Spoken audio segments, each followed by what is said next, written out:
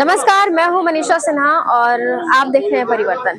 अभी मैं हूँ जसपुर जिले के ग्राम छिछली में और यहाँ पे विश्व आदिवासी दिवस मनाया जा रहा है क्योंकि आज आदिवासी दिवस है और पूरे विश्व भर में आदिवासी दिवस मनाया जा रहा है।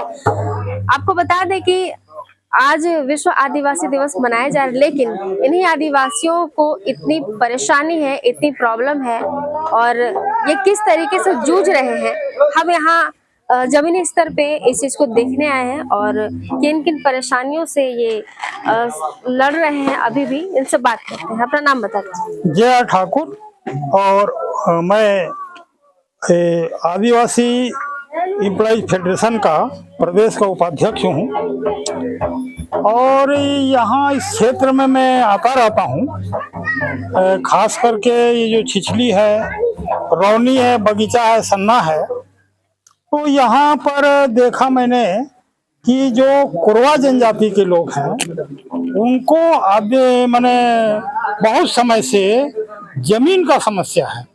माने दूसरे लोग जमीन दबा के रखे हैं और कोर्ट कचहरी में दौड़ते रहते हैं, लेकिन वर्षों तक उनको न्याय नहीं मिल पाता है। कई ऐसे मुद्दे हैं, जैसे यहाँ पर ये लालोबाई का एक प्रकरण है, जो बगीचा में रहते हैं। इनको तहसीलदार और आरआई, पटवारी सब लोग आकर के इनको अपने जमीन का कब्जा दिला दिए थे। उसके बावजूद भी वो अपील में चल रहा है। मतलब ये प्रक्रिया गलत है।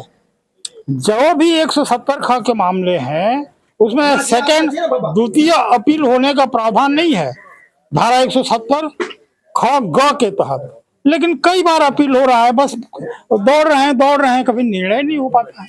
क्या लगता है ये जो इतने सारे प्रॉब्लम है और ये जो अपीलें हैं, शासन क्यों नहीं सुनना चाहती है? सुनते हैं पर वही गोल मटोल वाली बात हो जाती है। जैसे यहाँ पर पहाड़ी कोरवा एक सुखना राम था, वो लड़ते लड़ते मर गया। उसके जो पूर्वज से तीजना वगैरह वो भी लड़ते लड़ते मर गए। माने आज कम से कम 25-30 साल से वो लड़ रहे हैं, लेकिन समस्या का समाधान होता नहीं है। क्या लगता है कि आदिवासियों का अस्तित्व खतरे में है? खतरे में, बिल्कुल खतरे में है। उनका जमीन छिना रहा है, उनका जंगल छिना रहा है और जहाँ से भी उनको लाभ होना चाहिए वो लाभ के रास्ते बंद हो रहे हैं। उनको केवल शराब में डुबाया जा रहा है। यही स्थिति है आज। आदिवासियों के अस्तित्व खतरे में है, इस बात को लेकर के हम यहाँ पे उपस्थित हैं, उनसे बात करेंगे। अपना नाम बताइए। अपना नाम बताइए। मैं रिठूराम पैखरा। आदिवासियों का जो अस्तित्व है वो कैसे खतरे में है? यहाँ पर सरकार की योजना बिल्कुल नहीं पहुंच पा रही है और यहाँ के लोगों के साथ सरकार धोखाधड़ी कर रहा है। पहाड़ी कोरवा के नाम से विकास प्राधिकरण से जो कुछ भी रुपया पैसा आता है उसको ऊपर लेवल पर बंदर बांट कर दिया जाता है और इनका जो हक और अधिकार पूरा हनन हो रहा है। क्या लगता है कि आपके द्वारा अगर इसके लिए प्रदर्शन किया जाएगा, आवाज उठाया जाएगा, तो इस पर कुछ कार्य भी होगा? लगातार इसके लिए प्रयास करना पड़ेगा, बहुत ज्यादा प्रयास करना पड़ेगा, तब कहीं कुछ यहाँ के पहाड़ी कोरवा जनजाति लोगों का उत्थान हो पाएगा।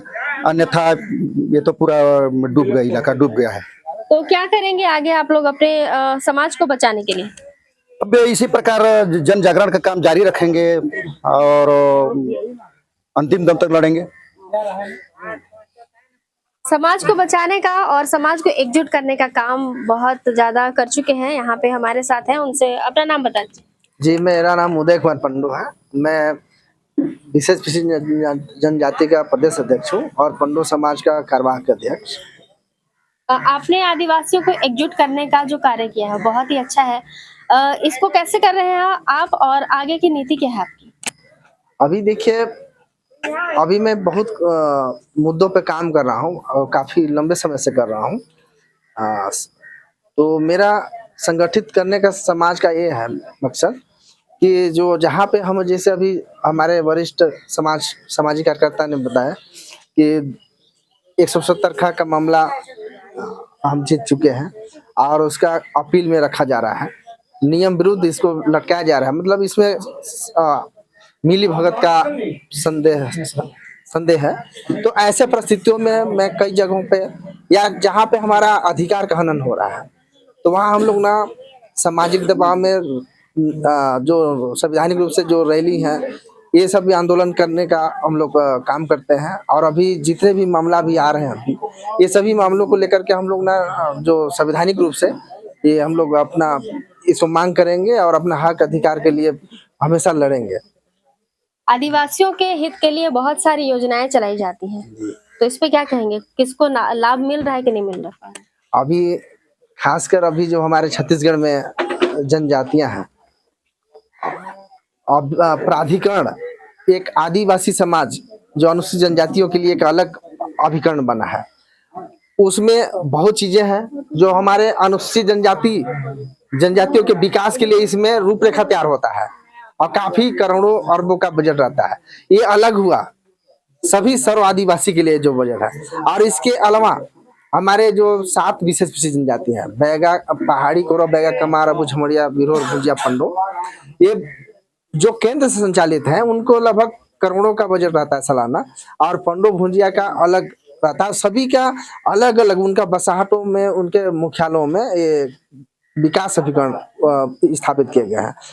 इसका उद्देश्य ये है कि इनको ना हर समस्याओं पे बजट बनाना है, शिक्षा, स्वास्थ्य और भी किस तरीके से उसको हम सहयोग कर सकते हैं। लेकिन यहाँ पे ना बंदर बात हो रहा है। वही अभी हमारे महोदय जी ने कहा कि जहाँ पे हमारा 100 रुपए निर्धारित है वहां पे 10 रुपए मिल रहा है, बाकी बंदर बांट हो रहा है। इसी तरीके से हमारा जो अभी 40 सालों से जो संचालित योजनाएं हैं वो बिल्कुल बंदर बांट हो रहे हैं। आज हमारा ज्यों का त्यों स्थिति वही है। तो इसका मेन कारण है, मुख्य कारण है कि हमारे तक ये नहीं मिल पा रहा है। ये अधिकारी या जो नेता है आपस में मिल करके पूरा इधर उधर खपा दे रहे हैं।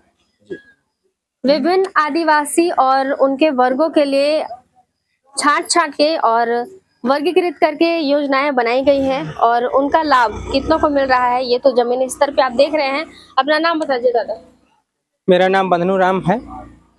आप कितना लाभ ले पा रहे हैं सरकारी योजनाओं का?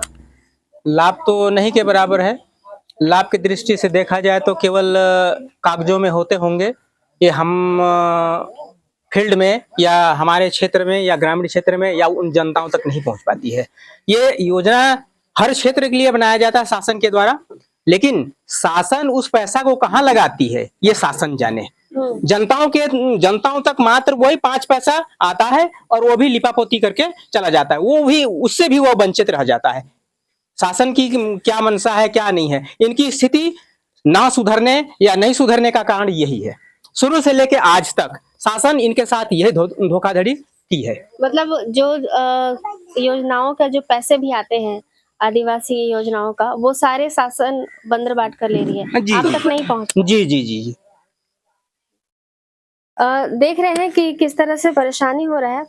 छत्तीसगढ़ आदिवासी बाहुल्य क्षेत्र है, उसके बावजूद भी यहाँ पे आदिवासियों के लिए कुछ भी सही ढंग से नहीं पहुंच पा रहा है, जबकि यहाँ पे बहुत सारी योजनाएं हैं, बहुत सारी चीजें इनके लिए बनाई गई हैं और बहुत सारे सुविधाएं दी गई हैं, लेकिन उन सभी का लाभ नहीं मिल पा रहा है। कुछ प्रकरण है इनका और बहुत परेशानियों के बाद अभी क्या दिक्कतें हैं इनसे बात करेंगे। अपना नाम बताइए। मेरा नाम दिलबर बाबा है और सामाजिक का मैंने समाज सेवा बहुत दिन से मैं भी करते आ रहा हूँ।